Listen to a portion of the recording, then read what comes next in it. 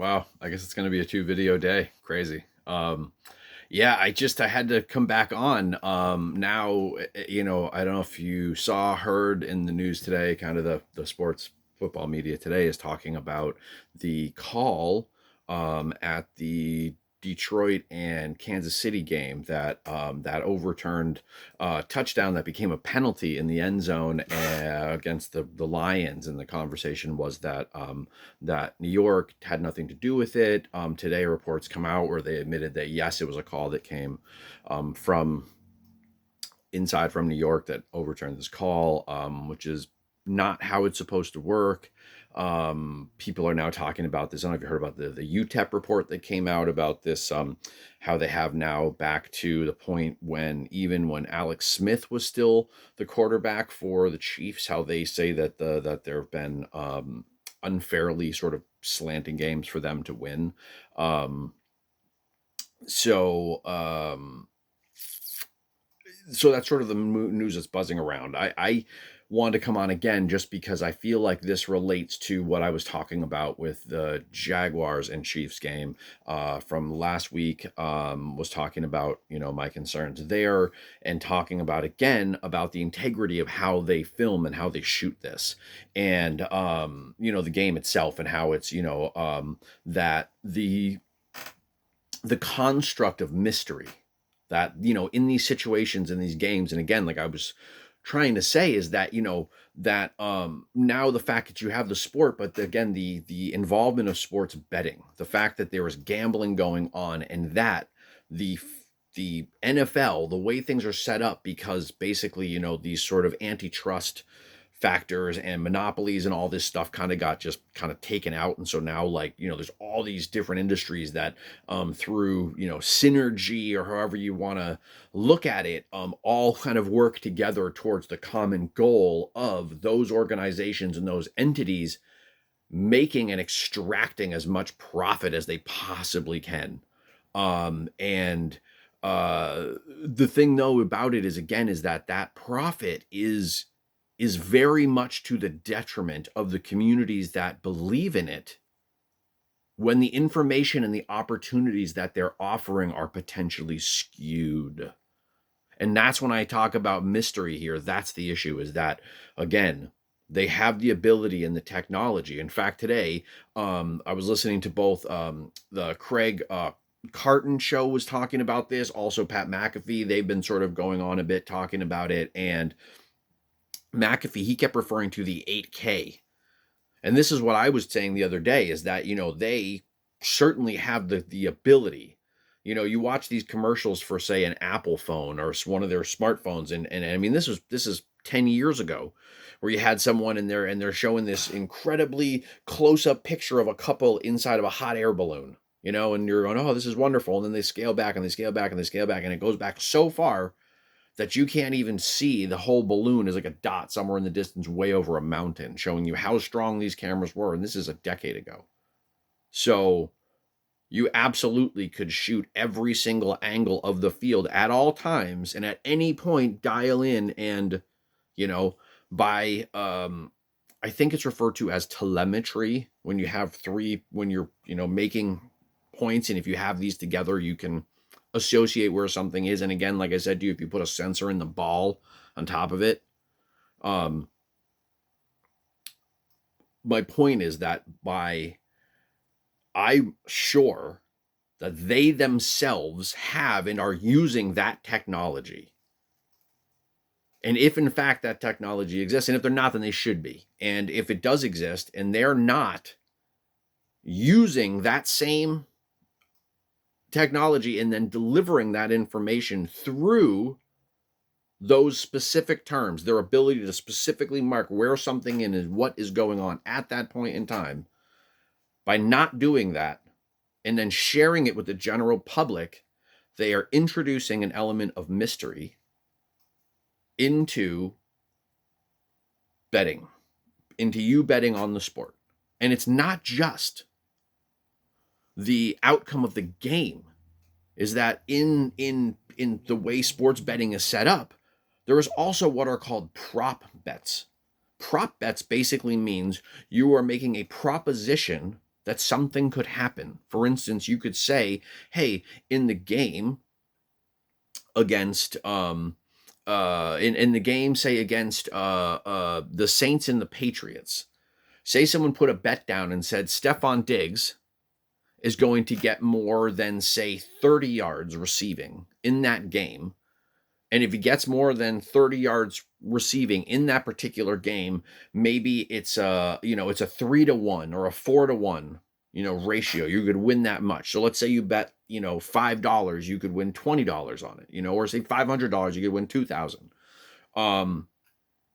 In that game itself, and the reason I bring it up is that there was a couple of very erroneous, seemingly suspect calls that came out, which didn't ultimately affect the end result of the game. The game itself, the Patriots still won, and the spread of that game was 3.5, I believe. The Patriots ended up winning by 6. So you kind of covered that. But even in those individual plays, these refs coming in and sort of meddling changes the prop bets. It changes the situation. And so, again, I know, I apologize. I'm just ADHD brain rambly sort of talker, but it's the fact that it becomes harder and harder, I would say, as an observer, to see this as random. It becomes harder and harder to see this as just an accident, because it seems like it's constructed mystery. It seems like it's constructed space for there to be, for shenanigans to possibly go on. I am not saying that is what's going on, but I will say that as an observer, I could see how that's a possibility. And again, like I've said to you, my friends, I can't, with confidence, spend my hard-earned money in that way, wager on something that seems so skewed and has so many opportunities for things to not be fair. And then beyond that, now let's take out the piece of the gambling. Like, let's just pretend that never even existed, because it would be wonderful if the two things could be separate, if the game could be the game. But again, all of it sort of is the game, because as we all know, life's kind of this like 3-dimensional chess game and chess match. And so everything's about putting pieces together and understanding things. And for me, I very much love the thought experiment nature of things, kind of thinking about, well, in this situation, if these pieces align, could this be the outcome? And then kind of testing those ideas, those hypotheses, and approximations, and then kind of learning the outcome through time and experimentation, or observation, but in this situation, if you took, again, just the gambling piece out of it, if you just focus on the game itself, that human element that's there, with what the refs provide, because as the collective, there's the idea of impropriety, of certain teams getting an advantage, or, almost like there are certain narratives that kind of want to be written, these kind of romantic soap operas that maybe the NFL wants to deliver, or whatever.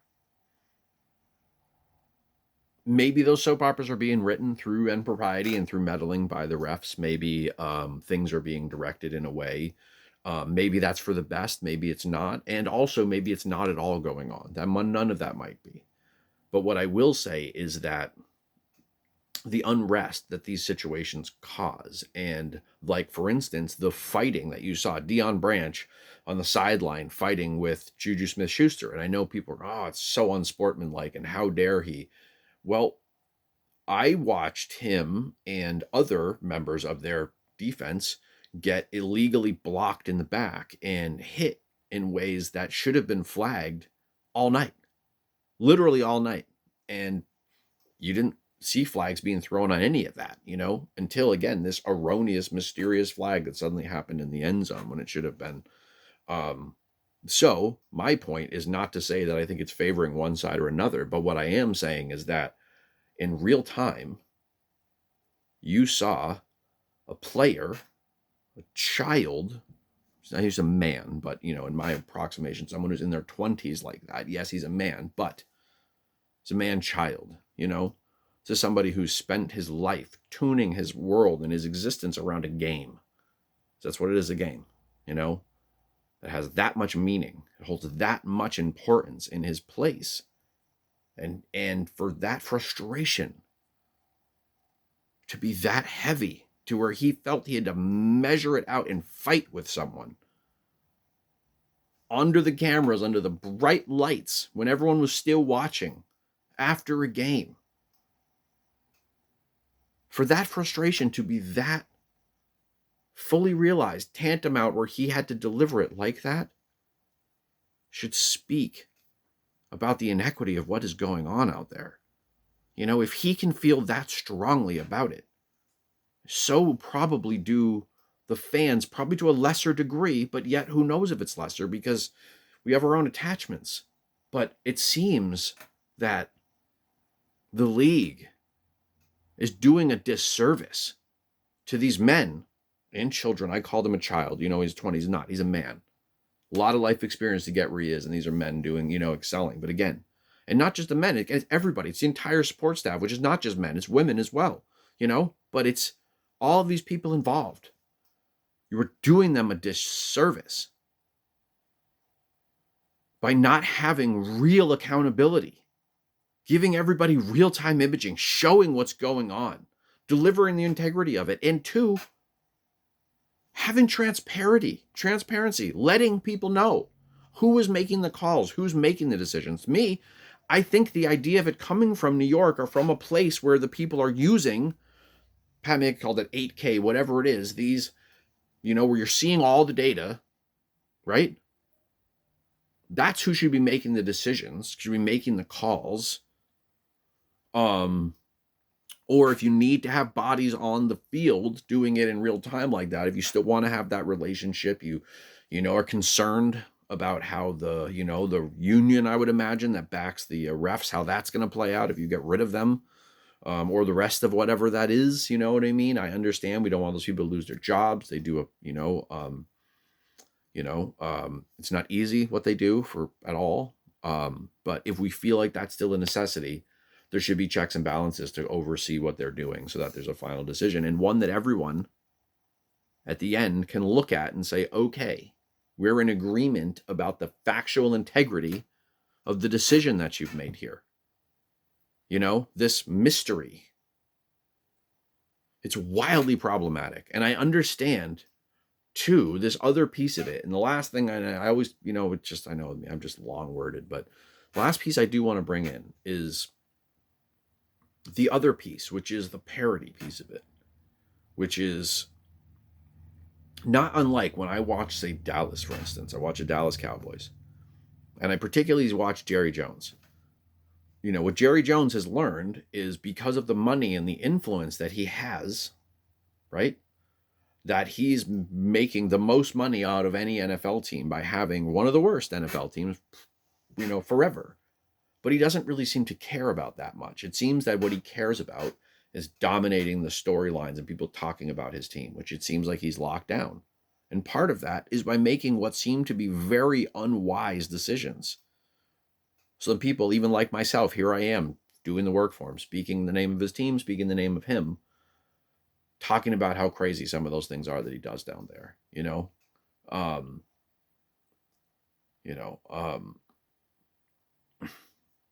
the other part of it, though, is that, and so connected to that thought, is this other piece about the NFL, about maybe it is also the news cycle that they want to make sure they're dominating. So having storylines like this about the refs and these problems, and where, the machine is talking about it, maybe somehow they think that parody is beneficial, but in the same breath, it's such a huge news cycle, and there's so many podcasts and so many things talking about the NFL anyway, regardless of what they do. I think they're going to talk about it.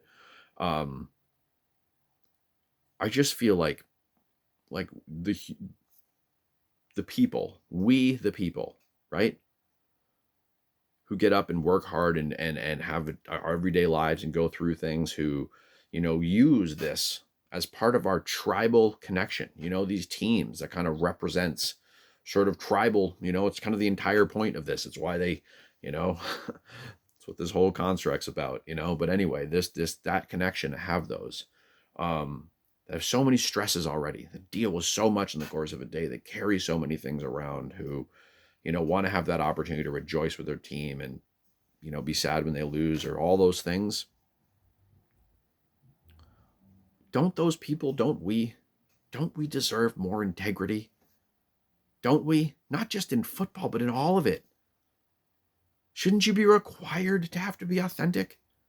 Shouldn't there have to be integrity in the things that you're doing?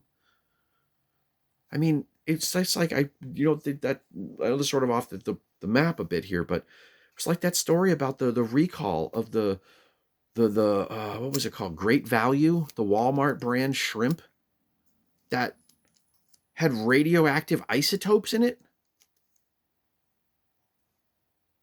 What? Like, there should have to be integrity. And not because somebody's policing it. Not because somebody's there with a gun telling you have to. Not because there's some authority, right? It's because we, ourselves, at our core, have probably learned what it's like to experience disappointment. Have experienced what it's like to experience loss, to go through suffering, to hurt, to worry. Not like we're not going to have those experiences. We will. But let's let all of them be as meaningful, as wholesome, as full of truth and sincerity and integrity as possible. Even when it's football. Even when it's gambling. Even if someone wants to do these wagers. Okay. But let's give it more integrity, because again, per capita, the house is going to win. You, who already owns the NFL, that makes so much money, and those of you that have these apps and all this gambling and all this secondary and tertiary advertising money and other things that you already earn in places that you earn it, that beyond all of that, the house always wins. It's skewed towards you to win more as it is. There doesn't need to also be either the possibility of or the actual action of cheating and impropriety and things that make it seem less than authentic. Like, just make it real. So please, correct the situation with the refs. Just be clear about it. And again, my friends, to you, for taking the time to get this far with me, just please be cautious about how and if you're going to spend your money or do those things, because it's quite suspect. There certainly are things that you could do with those funds that you could probably see a quicker return on than that. Maybe in time, let's make a video about it. I don't know. In fact, let me know. What are some wiser things we could be doing with that? Or anything else? I'd love to hear it. But thanks again for the journey. Looking forward to another really fun week of football. And, let's hope there's some integrity out there. Roger Goodell, looking at you, buddy.